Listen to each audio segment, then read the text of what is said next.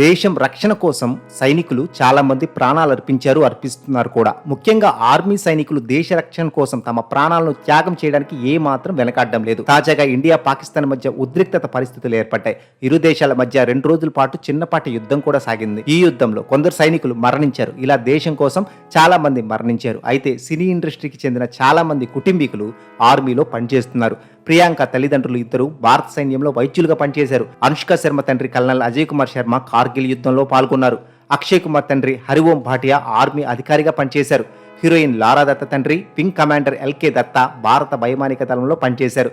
సుష్మితా సేన్ తండ్రి wing commander షుబీర్ Sen భారత వైమానిక దళంలో పనిచేశారు. ప్రీతి జింటా తండ్రి దుర్గానంద్ జింటా ఆర్మీ అధికారి. రకుల్ ప్రీత్ సింగ్ తండ్రి రాజేంద్ర సింగ్ ఆర్మీ అధికారిగా పనిచేశారు. గుల్ పనాక్ తండ్రి లెఫ్టినెంట్ జనరల్ హర్చనత్ సింగ్ పనాక్, నేహా దుపియా తండ్రి కమాండర్ ప్రదీప్ సింగ్ దుపియా భారత్ నావికాదళంలో పనిచేశారు. అర్జున్ రాంపాల్ తాత బ్రిగేడియర్ గుద్దాయిల్ సింగ్ ఆర్మీ అధికారిగా కొనసాగారు. అయితే ఓ బాలీవుడ్ హీరోయిన్ తండ్రి ఆర్మీలో పనిచేస్తూ వీరమరణం పొందారు. ఆ హీరోయిన్ మరెవరో కాదు, నిమ్రత్ కౌర్. బాలీవుడ్ నటి నిమ్రత్ కౌర్ తండ్రి మేజర్ భూపేందర్ సింగ్ భారత సైన్యంలో ఒక ధైర్యవంతుడు అధికారి.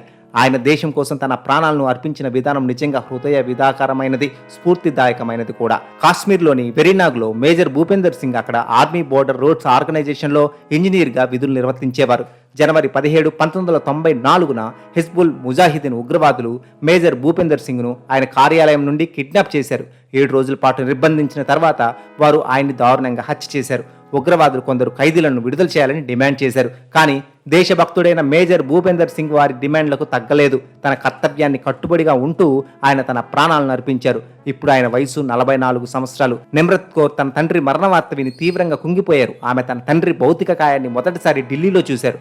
ఆ తర్వాత వారి కుటుంబం నోయిడాకు మారింది. మేజర్ భూపేందర్ సింగ్ యొక్క ధైర్యానికి, దేశానికి చేసిన సేవకు గుర్తింపుగా ఆయనకు మరణాంతరం అత్యున్నత గ్యాలంటరీ అవార్డులో ఒకటైన శౌర్య చక్ర లభించింది. నిమ్రత్ కౌర్ తన తండ్రిని తలుచుకుంటూ తరచుగా గర్వంగా ఫీల్ అవుతారు. ఒక ఇంటర్వ్యూలో ఆమె మాట్లాడుతూ తన తండ్రి మరణం తన జీవితాన్ని శాశ్వతంగా మార్చిందని, అయితే హింస ఎప్పటికీ పరిష్కారం కాదని తాను నమ్ముతానని చెప్పారు. నిమ్రత్ కౌర్ ఒక గొప్ప నటిగానే కాకుండా ఒక అమరుడి వీరుడి కుమార్తెగా మనందరికీ స్ఫూర్తినిచ్చారు. ఆమె తండ్రి దేశం కోసం చేసిన త్యాగం ఎప్పటికీ మరువలేనిది.